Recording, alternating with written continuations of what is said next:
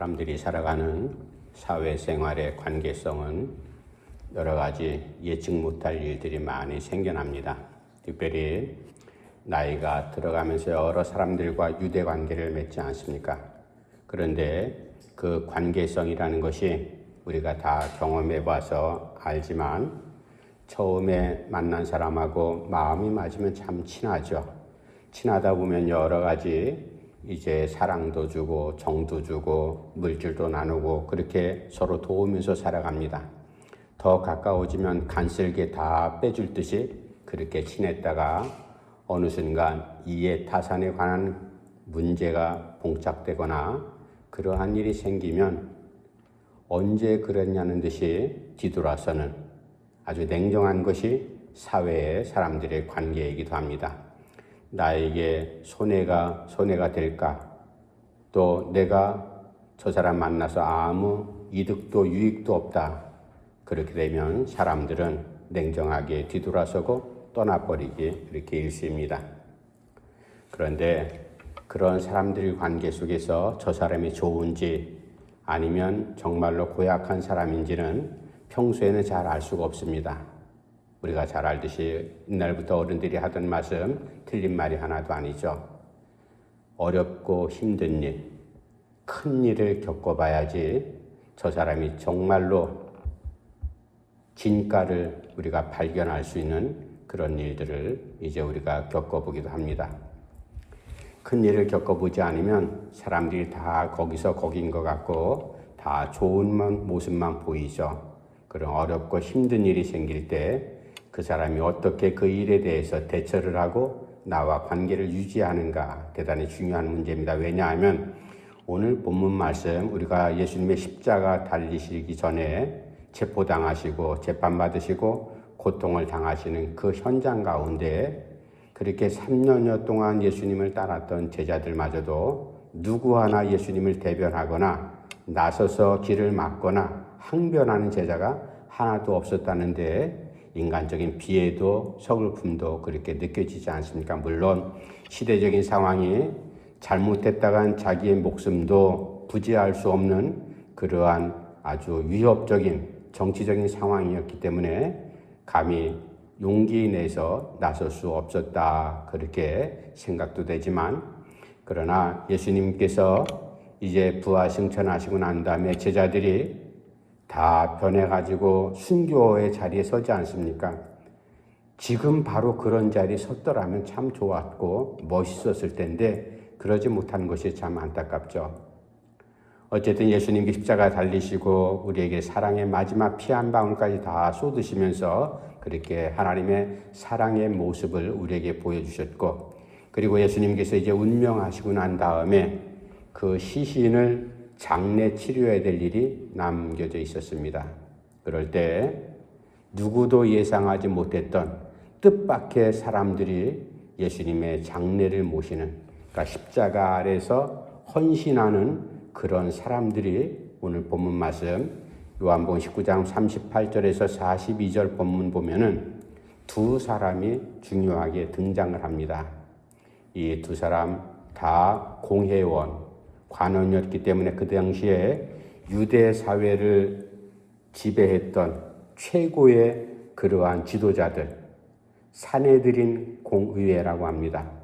이 사람들이 약 70명에서 71명 정도로 구성이 되어 있는데 최고의 권한을 가진 그런 사람들이죠. 물론 이스라엘이 당시에 로마의 속국이었기 때문에 더 위의 사형권은 마지막 최고의 의결 권력자는 총독이었지만 그러나 유대 사회를 그렇게 움직이는 최고의 권력자들은 공회원이었고 이 공회원이었던 두 사람 아리마대 요셉이라는 사람과 니고데모라는 사람이 오늘 본문 말씀에 등장하게 됩니다.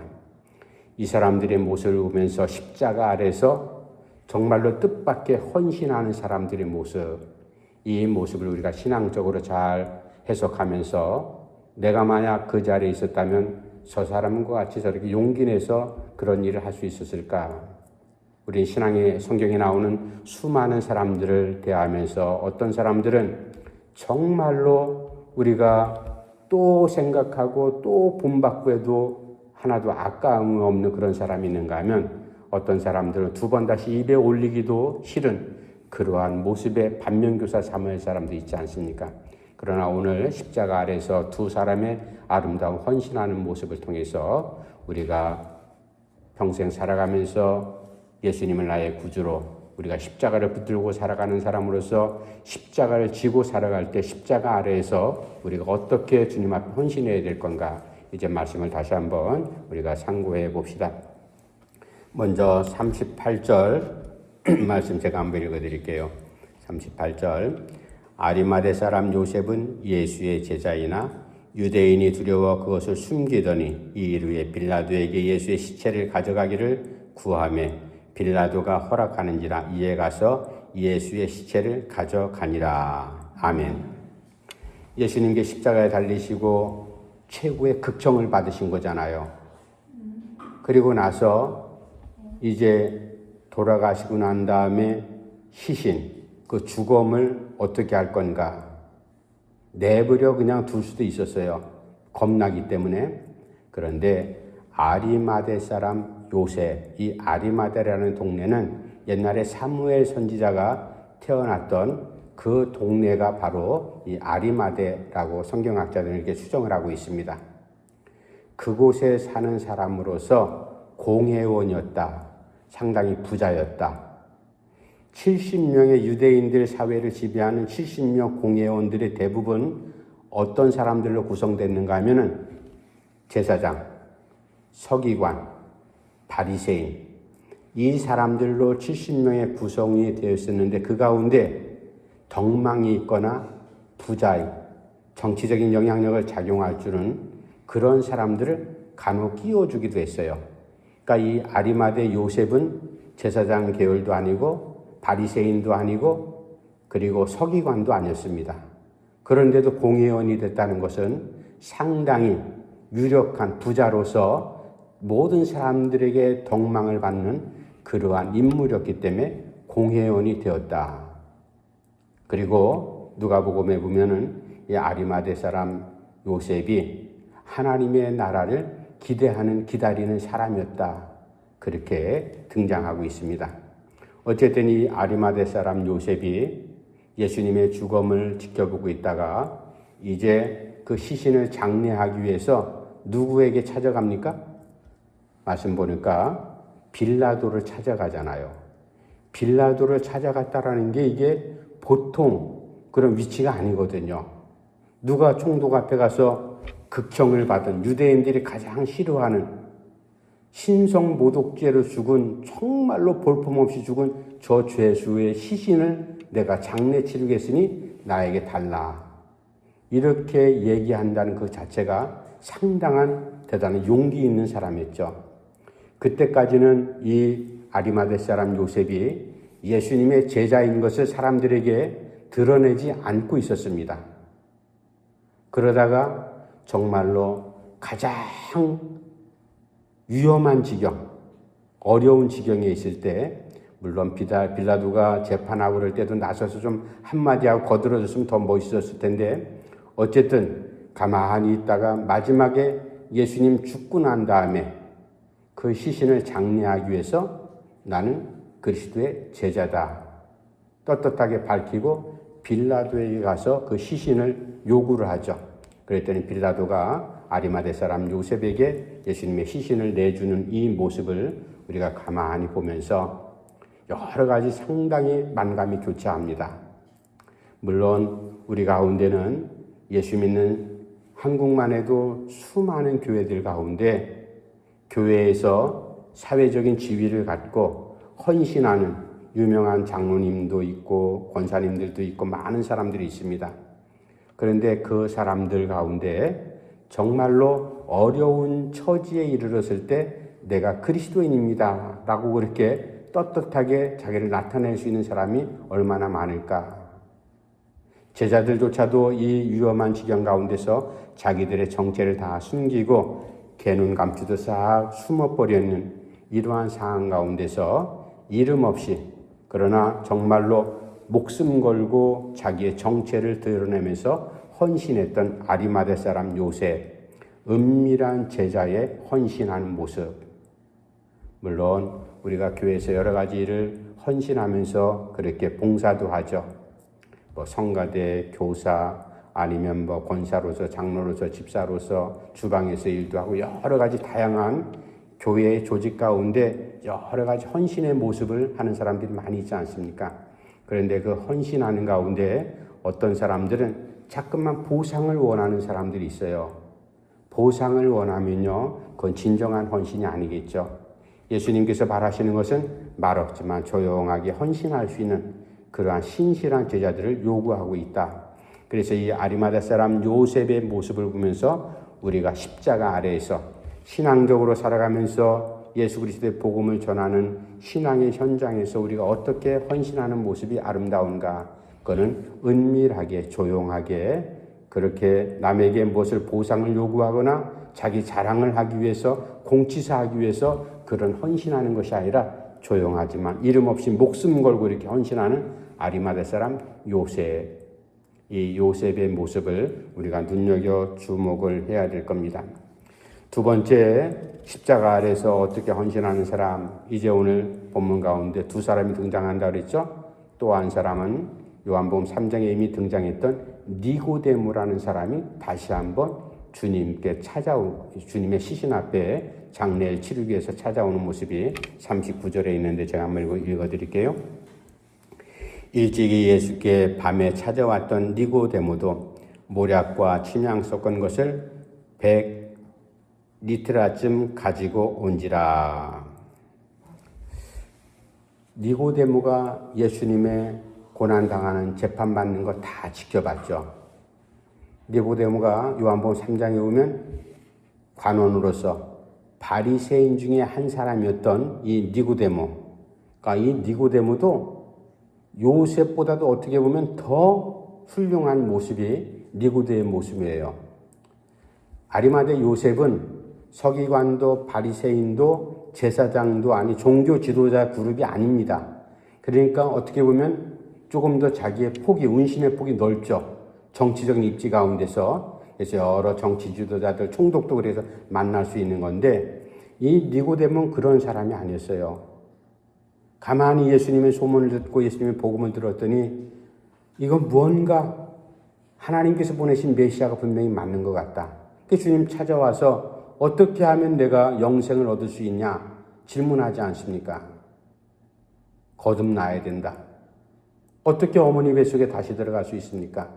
중생한다는 뜻을 몰랐기 때문에 그렇게 질문했고, 예수님의 가르침에 대해서, 복음에 대해서 관심을 갖고 있었던 이 니고데모도 마찬가지로 예수님의 죽음, 시신을 이제 장례를 해야 되는데, 우리가 이런 사람이 아리마대 요셉이 됐던, 니고데모가 됐던, 십자가 밑에서 울고 있던 여러 여인들의 모습이 됐던, 모든 사람들이 예수님께 대해서 기대했던 것은 메시아로서 천지를 개벽시키는 무언가 획기적인 사건이 일어나리라, 그런 기대감 속에서 메시아로 그렇게 그리스도로 믿고 사람들이 따랐잖아요.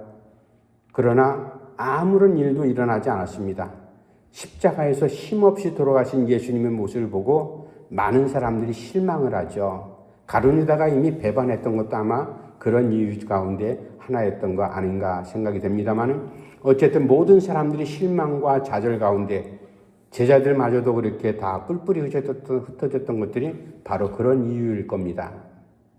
그럼에도 불구하고 우리가 그렇게 믿고 따랐는데 무언가 큰 사건이 일어나리라 생각을 했는데 아무 일도 일어나지 않고 정말로 초라하게, 그것도 십자가에서 극형을 받으면서 죽어가는 모습을 보고 많은 사람들이 얼마나 실망하고 좌절했을까. 그 자리에서 여전히 변치 않고 예수님을 사랑했고 그 예수님의 마지막 시신을 장례하기 위해서 찾아왔던 이 니고데모가 그 자리에 나타나면은 저 사람 바리새인으로서 공회원인데 어떻게 저런 행동을 할까? 바리새인들이 가만히 있었겠어요? 물론 그전에도 니고데모에 대해서 의심을 할 수 있었는지 모르지만, 그러나 성경에는 니고데모를 가지고 공회원들이 이렇다 저렇다 그렇게 평가하거나 위협적인 일을 행하는 모습이 나타나지 않기 때문에, 그러나 니고데모가 이 시점에 아무런 더 이상의 기대도 없고 큰 사건도 일어나지 않을 바로 이 시점에 예수님의 시신 앞에 장례를 치르기 위해서 자기의 신분을 다 노출시키고 예수님께 찾아왔다. 이게 대단한 용기거든요. 이런 사람, 십자가 아래서 이제는 더 이상 소망도 없고 기댈 곳도 없는 그런 자리, 이 죽음이란 게 바로 그런 것 아니겠습니까? 일반적으로 예수님께서 부활하기 이전의 사건이기 때문에 사람들이 예수님 부활하리라고 생각을 하지 않았어요.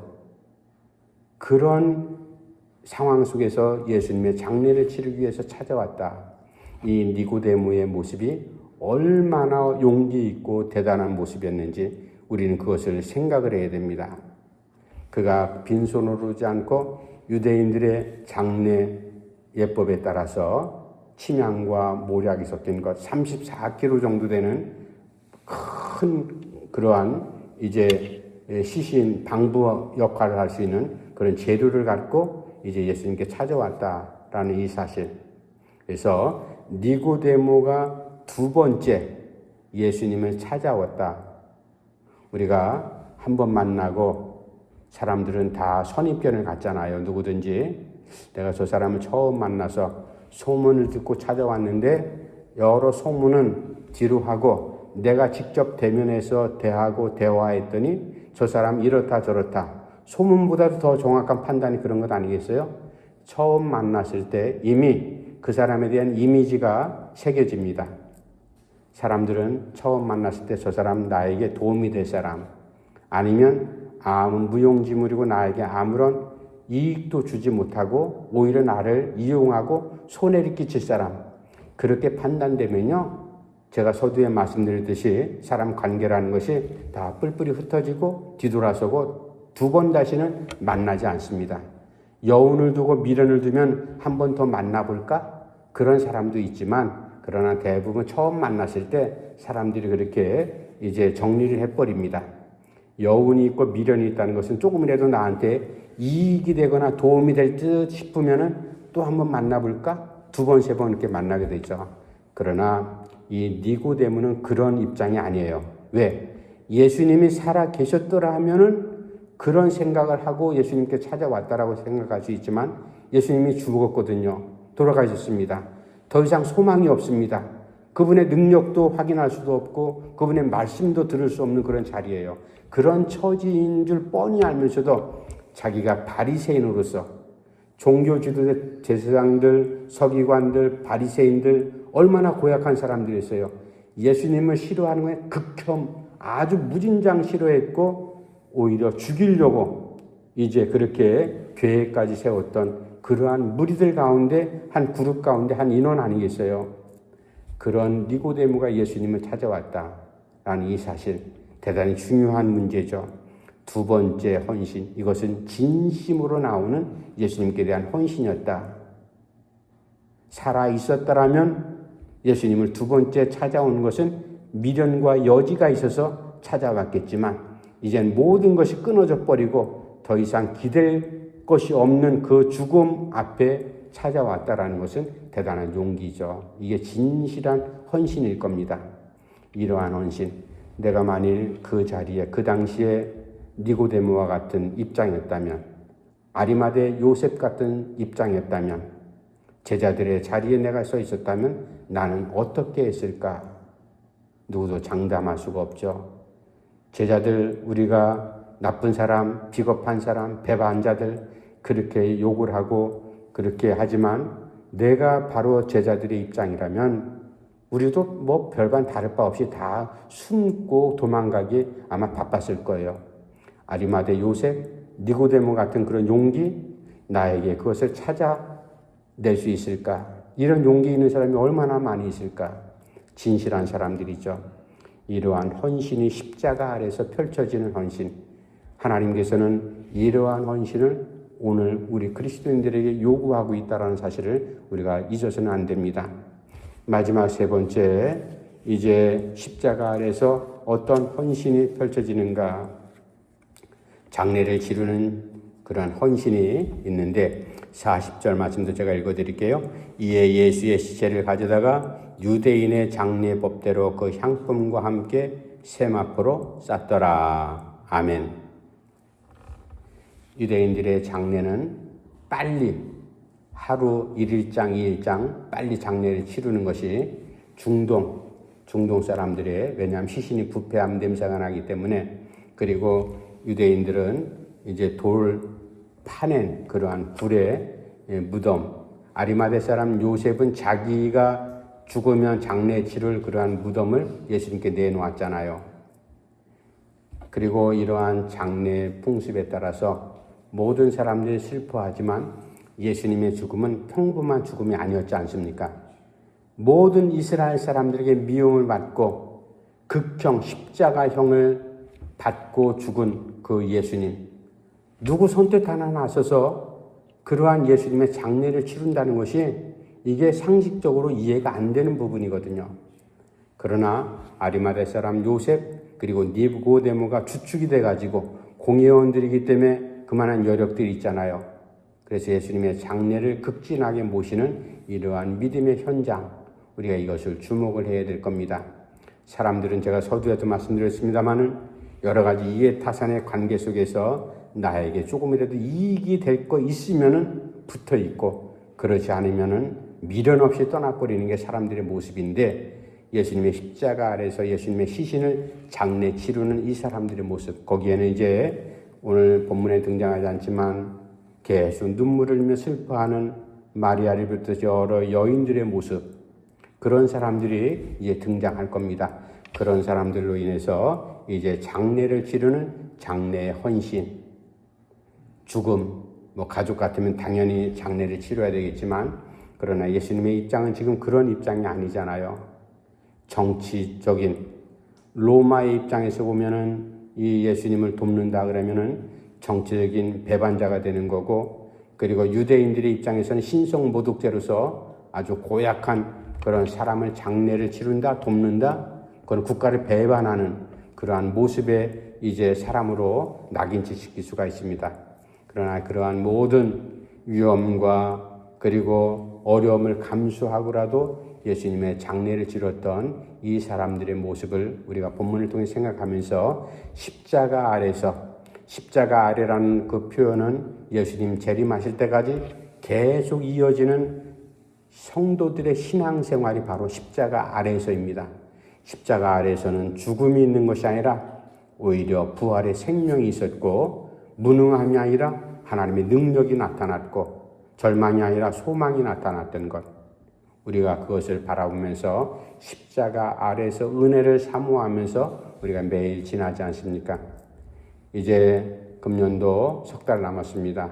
10월달, 11월, 12월 이 3개월 동안도 우리가 지나면서 매달마다 하나님 앞에 기도하면서, 내가 기도할 때 하나님, 내 뜻과 내 방법이 아니라 하나님께서 원하시는 가장 적합한 것으로 우리를 인도하옵소서. 그러한 믿음으로 우리가 하나님 앞에 기도하고 그 은혜를 누리면서, 먼저는 받고 그것을 누리면서 살아가는 복된 성도들이 꼭 되기를 간절히 바랍니다. 기도합시다. 하나님 아버지, 은혜를 감사함 드립니다. 연약한 저희들을 사랑하셔서 은혜의 보좌 앞에 저희들을 머물러 있게 하시고, 십자가를 늘 항상 바라보면서 우리를 위해서 피 흘리신 예수님의 그 귀한 사랑, 우리가 하나님의 실로 내가 대신 지어야 될, 내가 대신 못 박혔어야 되는데 나 대신 나를 살리기 위해서 그 모진 고난과 고통을 당하신 예수님의 귀한 사랑, 하나님의 은혜를 우리가 매일매일 입고 살아가는 존재인 것을 우리가 잊지 않도록 도와주시옵소서. 아리마대 사람 요셉, 니고데모와 같이 하나님의 실로 예수님께서 부활하시기 이전입니다. 부활한다는 것은 생각하지도 못한 그러한 절망적인 상황이지만, 자기들의 정체를 예수 믿는 사람으로서 예수님을 따르는 제자로서 그러한 모습을 드러냈다는 이 아름다운 신앙의 용기, 저희들에게도 하나님 허락해 주시옵소서.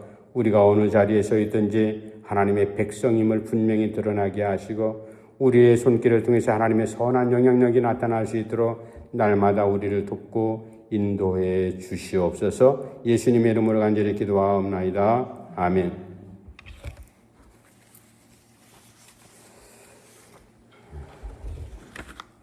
찬송가 338장. 338장.